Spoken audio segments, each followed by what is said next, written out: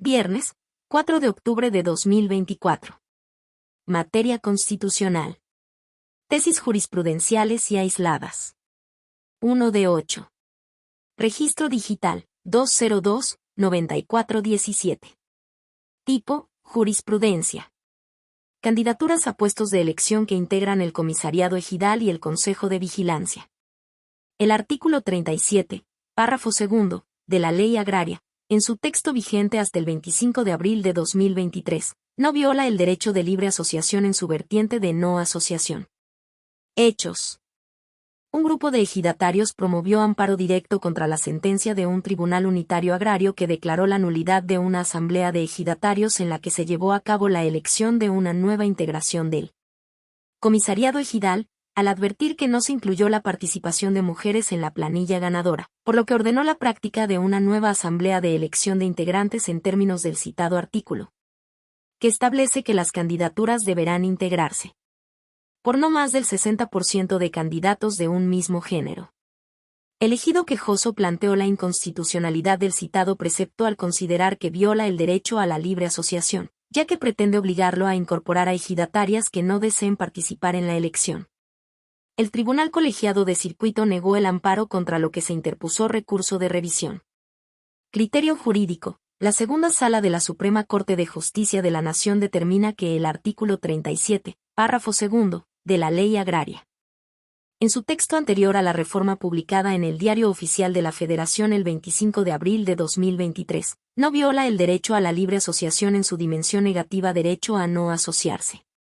Justificación. La norma analizada establece un porcentaje máximo de candidatos de un mismo género con la finalidad de conseguir una integración paritaria. De acuerdo con la intención del legislador, el precepto busca hacer realidad la participación de la mujer en la toma de decisiones en el núcleo ejidal, lo que significa una acción afirmativa de participación para una máxima igualdad. La norma, lejos de ser restrictiva, busca un fin válido consistente en materializar la incorporación de las mujeres en la representación ejidal, consumando la paridad de género en el ámbito agrario. De ser necesario, las mujeres pueden expresar su deseo de no participar en la elección posteriormente a su postulación y dejarlo asentado de manera indubitable en el acta correspondiente, bajo las formalidades de ley. Que el segundo párrafo del artículo 37 mencionado prevea un porcentaje de participación paritaria. No significa que los ejidatarios o ejidatarias no puedan manifestar su deseo de no intervenir en las planillas de elección, porque dicho precepto no prohíbe tal supuesto, sino que busca que se aliente de manera real la participación proporcional e igualitaria dentro de los órganos de representación ejidal. Esto no implica que los usos y costumbres del ejido se vulneren, pues la participación de sus integrantes, hombres y mujeres, generará incluso mayor aprobación en las acciones de su organización, conforme a lo establecido en el artículo 27 constitucional y en la propia ley agraria que velan por la protección de los núcleos ejidales. Segunda sala. 2 de 8. Registro digital, 202-9419. Tipo, jurisprudencia. Crueldad, sufrimiento o trato indigno y no respetuoso a los animales. El artículo 19, fracciones X, 12 y 21, del Reglamento de Bienestar Animal para el municipio de Tepic, al prohibir las peleas de animales, gallos, de forma absoluta, viola el principio de subordinación jerárquica. Hechos. Los quejosos promovieron amparo indirecto contra el artículo citado con motivo de su entrada en vigor. Alegaron que viola el principio de subordinación jerárquica porque prohíbe de forma absoluta, entre otras actividades, las peleas de gallos, a pesar de que la normativa estatal las permite bajo cierta regulación. Criterio jurídico. La segunda sala de la Suprema Corte de Justicia de la Nación determina que el artículo 19, fracciones X, 12 y 21, del Reglamento de Bienestar Animal para el municipio de Tepic, aprobado el 16 de mayo de 2022 y publicado en la Gaceta Municipal Extraordinaria de la misma fecha, al prohibir de forma absoluta las peleas de animales, gallos, viola el principio de subordinación jerárquica.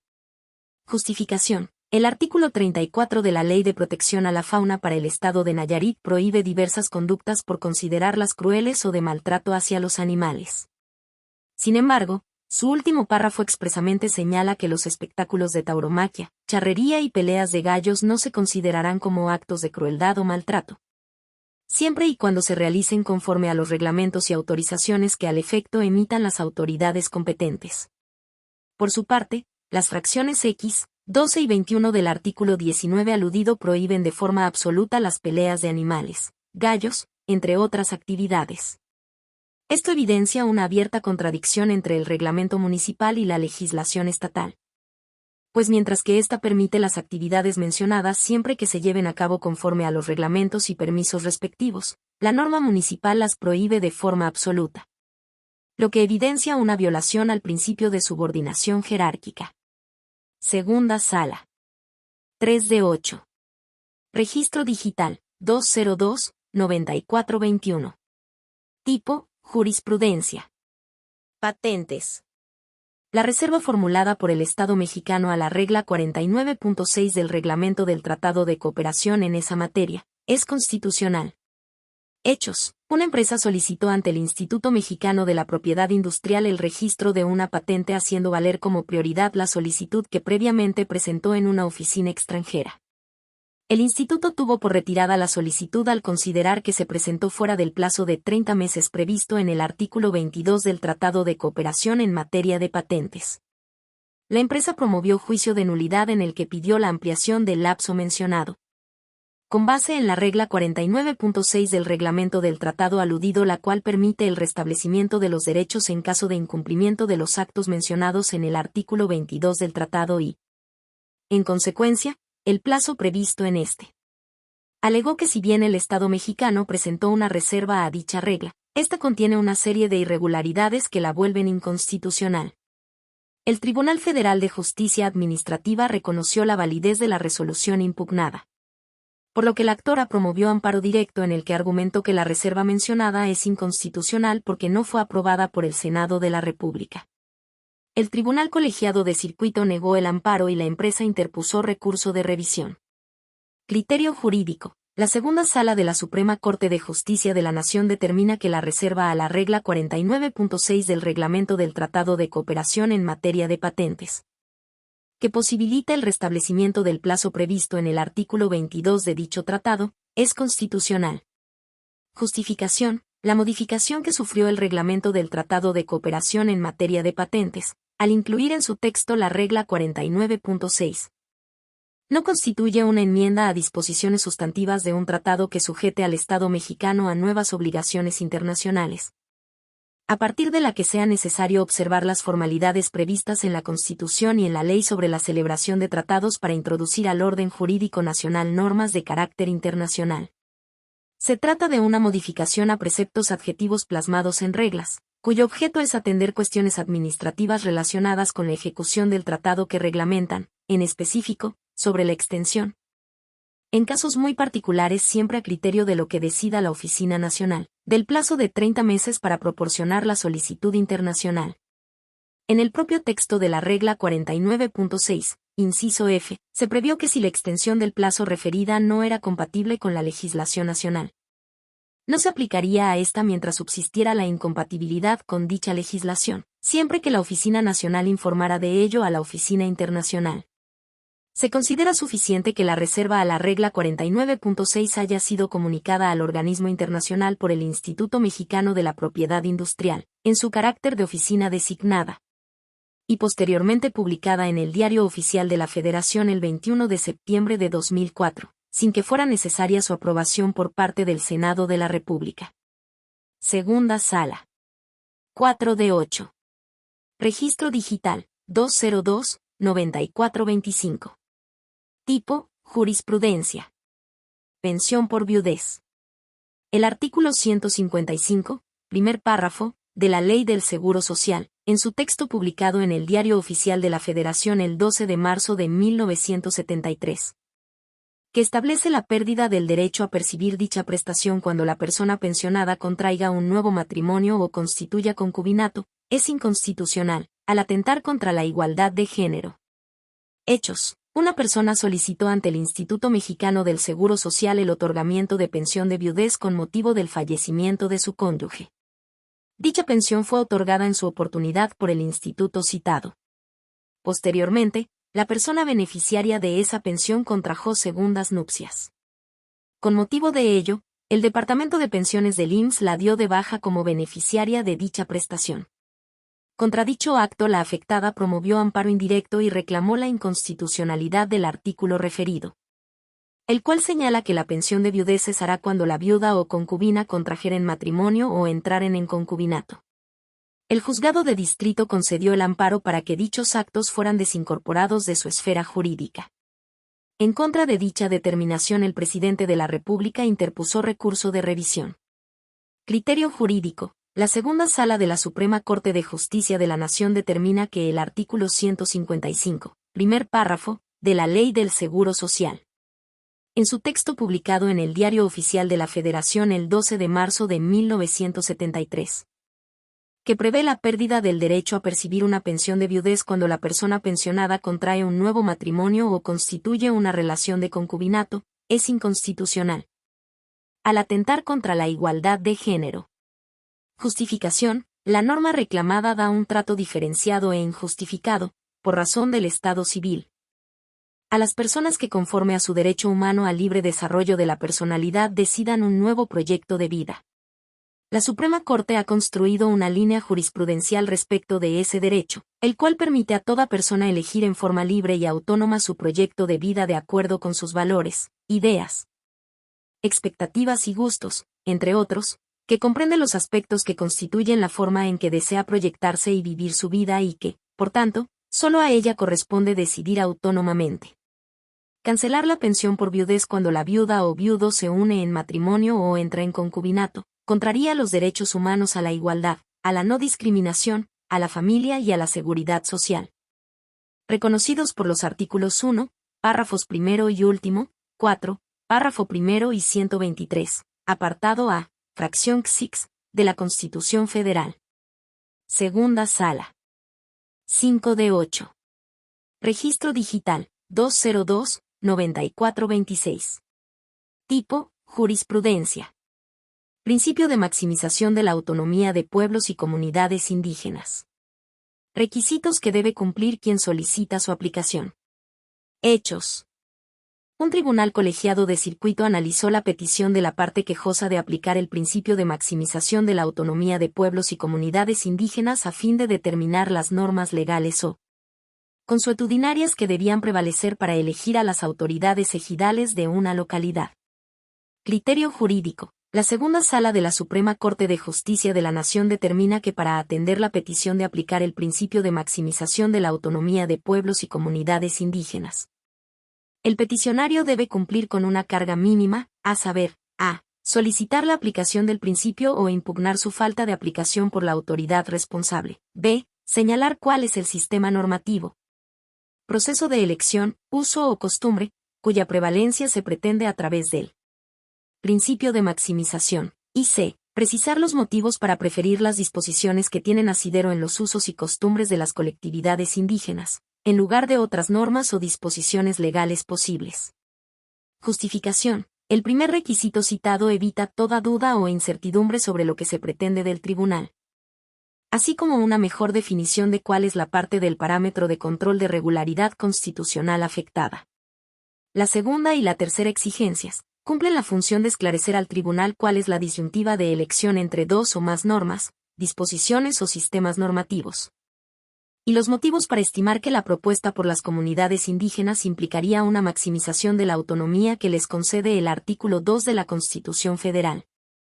Con tales elementos, el órgano de amparo estará en condiciones de establecer si la aplicación del principio referido es viable en el caso concreto. Lo anterior, sin perder de vista que en términos del artículo 79 de la Ley de Amparo, con base en el principio de suplencia de la queja deficiente, las personas juzgadoras tienen la obligación de superar las deficiencias de los argumentos plasmados en los conceptos de violación y en los agravios expuestos, o de su omisión. Segunda Sala. 6 de 8. Registro Digital, 202-9428. Tipo, jurisprudencia. Recurso de queja. El artículo 58, fracción 2, inciso A, de la Ley Federal de Procedimiento Contencioso Administrativo, no viola el derecho a la igualdad.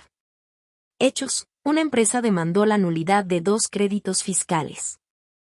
El Tribunal Federal de Justicia Administrativa declaró su nulidad lisa y llana al considerar que la autoridad determinante fundamentó de forma insuficiente su competencia. La autoridad determinó nuevamente 2 créditos a la contribuyente por los mismos hechos que originaron los primeros. La empresa interpuso recurso de queja en el que alegó que la segunda resolución determinante le fue notificada después de que caducaron las facultades de la autoridad, por lo que procedía a dejarla sin efectos al haberse incumplido la sentencia anulatoria. El Tribunal Federal de Justicia Administrativa declaró improcedente la queja sobre la base de que dentro de las hipótesis de procedencia del citado recurso, previstas en el artículo 58, fracción 2, inciso A, numerales 1 a 4, de la Ley Federal de Procedimiento Contencioso Administrativo, no estaba la pretendida por la actora. Contra dicha resolución la empresa promovió amparo indirecto en el que argumentó que el artículo referido viola el derecho a la igualdad porque excluye de los supuestos de procedencia del recurso de queja en sede contenciosa administrativa a las resoluciones emitidas y notificadas después de caducadas las facultades de la autoridad administrativa, cuando previamente se declaró la nulidad de una resolución anterior por vicios en la competencia de la autoridad que la emitió, a pesar de que tales casos conllevan un incumplimiento de las sentencias de nulidad, al igual que los supuestos de procedencia que regula la norma. El juzgado de distrito negó el amparo al estimar que el razonamiento hecho valer por la quejosa no implica un planteamiento de inconstitucionalidad, porque no se tiene un referente normativo que pueda confrontarse con el orden constitucional. La persona moral interpuso recurso de revisión y el Tribunal Colegiado de Circuito reservó jurisdicción a la Suprema Corte para ocuparse del planteamiento de constitucionalidad del artículo mencionado. Criterio jurídico. La segunda sala de la Suprema Corte de Justicia de la Nación determina que el artículo 58, fracción 2, inciso A, numerales 1 a 4, de la Ley Federal de Procedimiento Contencioso Administrativo, no viola el derecho a la igualdad, aun cuando no prevea entre los supuestos de procedencia del recurso de queja los casos en que se declaró la nulidad por vicios de competencia y, posteriormente, la autoridad pretende iniciar un procedimiento o dictar una nueva resolución a pesar de que caducaron sus facultades. Justificación. Las hipótesis de procedencia del recurso de queja previstas en los numerales 1 a 3 del precepto citado están relacionadas con los casos en que la autoridad administrativa está obligada a acatar lo ordenado en una sentencia anulatoria, ya sea iniciar un nuevo procedimiento, emitir una nueva resolución o dar cumplimiento a la sentencia con determinadas actuaciones. El numeral 4 de dicha norma prevé la procedencia de la queja en los casos en que la autoridad omita dar cumplimiento a la suspensión definitiva. Los supuestos que regula la norma reclamada no se asemejan a cuando se declara la nulidad lisa y llana por vicios en la competencia de la autoridad emisora y, posteriormente, la autoridad competente dicta una nueva resolución, pues mientras que en los primeros la sentencia anulatoria vincula a la autoridad administrativa a realizar cierto tipo de actuación, nulidad para efectos. En el segundo caso no se obliga a la demandada a emitir una nueva determinación, sino que ésta la dicta en ejercicio de sus facultades discrecionales, siempre que no hayan caducado tales facultades, nulidad lisa y llana.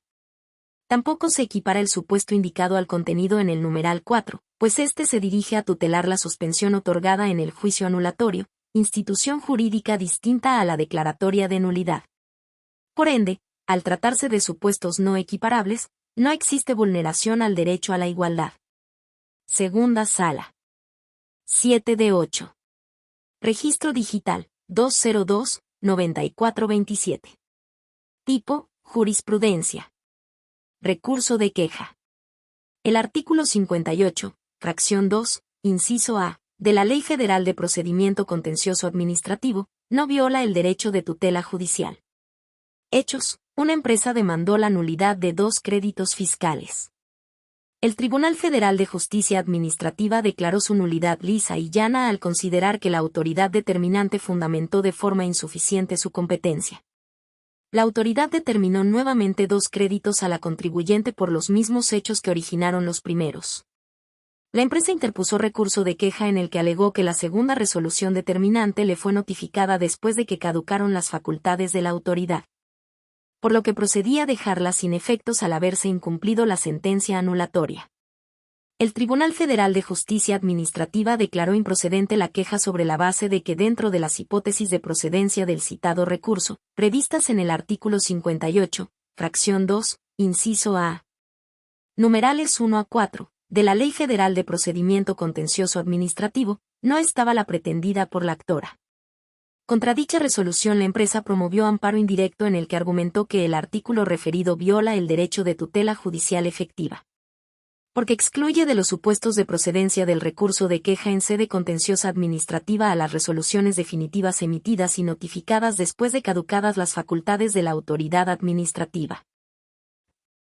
El juzgado de distrito negó el amparo al estimar que el razonamiento hecho valer por la quejosa no implica un planteamiento de inconstitucionalidad, porque no se tiene un referente normativo que pueda confrontarse con el orden constitucional. La persona moral interpuso recurso de revisión y el Tribunal Colegiado de Circuito reservó jurisdicción a la Suprema Corte para ocuparse del planteamiento de constitucionalidad del artículo mencionado. Criterio jurídico. La segunda sala de la Suprema Corte de Justicia de la Nación determina que el artículo 58, fracción 2, inciso A, numerales 1 a 4, de la Ley Federal de Procedimiento Contencioso Administrativo, no viola el derecho a la tutela judicial efectiva, aun cuando no prevea entre los supuestos de procedencia del recurso de queja los casos en que se declaró la nulidad por vicios de competencia y, posteriormente, la autoridad pretenda iniciar un procedimiento o dictar una nueva resolución a pesar de que caducaron sus facultades. Justificación. La obligación de las autoridades de observar el plazo de la caducidad cuando optan por emitir una nueva resolución, cuando antes se declaró la nulidad lisa y llana de una previa, no está contenida en la sentencia anulatoria cuyo cumplimiento debe verificarse mediante el recurso de queja, sino en la propia ley. En los casos en que las autoridades incumplan dicho mandamiento, tratándose de resoluciones emitidas con posterioridad a una sentencia que declare la nulidad lisa y llana, se estará ante el incumplimiento a lo ordenado en la normativa aplicable, no en la sentencia anulatoria. El hecho de que la norma reclamada no prevea la procedencia del recurso de queja en esos supuestos encuentra explicación en que no existe incumplimiento del fallo anulatorio que examinar, siendo dicho incumplimiento precisamente la materia del recurso de queja. En tales supuestos las personas no están en estado de indefensión pues cuentan con un medio ordinario de defensa para controvertir la determinación emitida fuera de los plazos previstos en la normativa aplicable. De ahí que no se vulnere el derecho de tutela judicial efectiva. Segunda Sala. 8 de 8. Registro digital, 202-9420.